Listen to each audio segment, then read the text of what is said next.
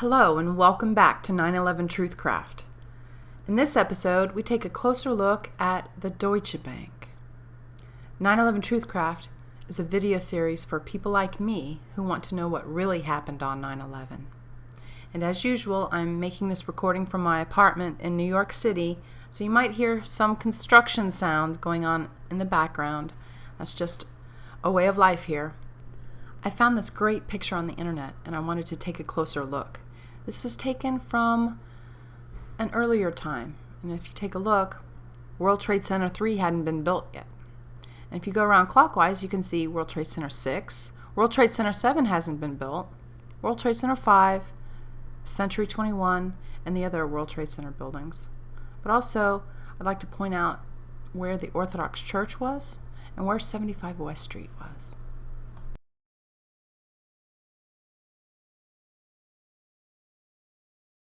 So as you know by now, I collected some World Trade Center dust from this location at 75 West Street. And the only thing I'm really expecting you to believe is that it is reasonable for me to conclude that some of the dust that came from World Trade Center 2 actually fell into a ventilation shaft at 75 West Street. I don't think it's a stretch. The other question I have is, hey, look at this building. This building was not here when I lived at 75 West Street, so it must have been demolished during this time period. So again, I'm working on my map and I think I'm doing a good job at recreating Ground Zero, but it is a work in progress and I will be constantly updating it and changing it.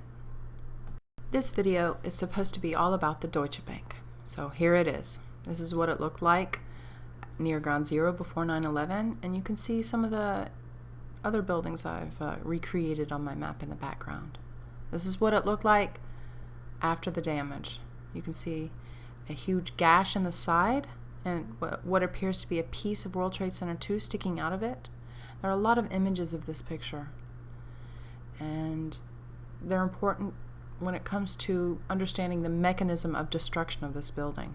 Do you think it's reasonable that a piece of steel falling onto this area of the building could cause this kind of lasting damage?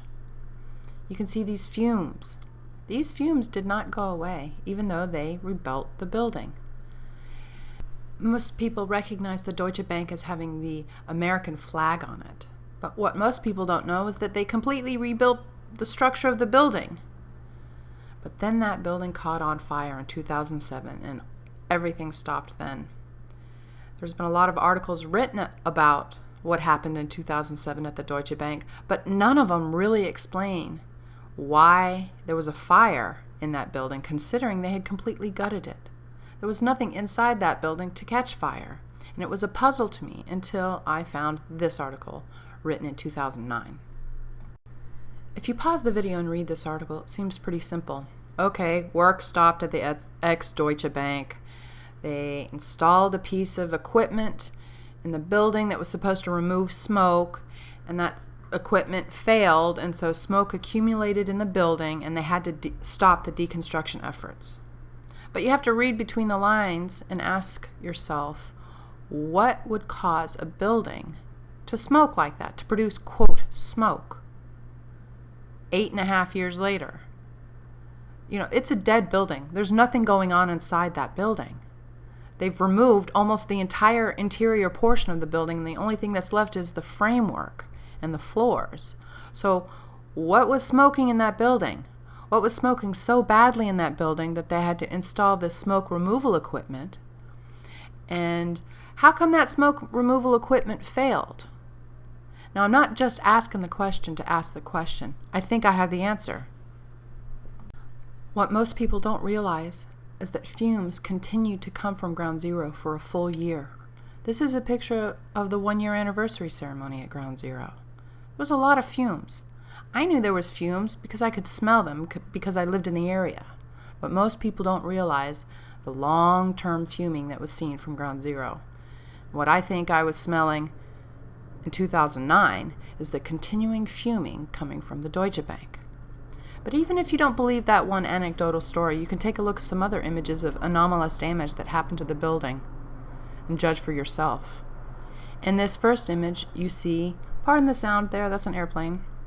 In this first image, you see right in the center, a shriveled up beam, a shriveled up steel beam.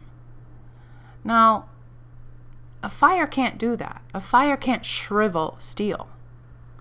Now you say, oh, well, a piece of steel from the World Trade Center, from the second building, World Trade Center 2, fell on the Deutsche Bank and caused this damage. Well, but a falling piece of steel doesn't cause a steel beam to shrivel up like this.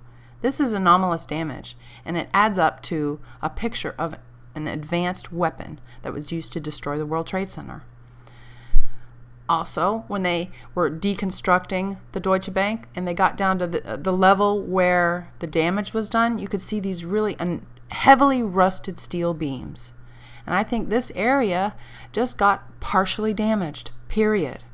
This advanced weapon is so strong that it can completely turn into powder.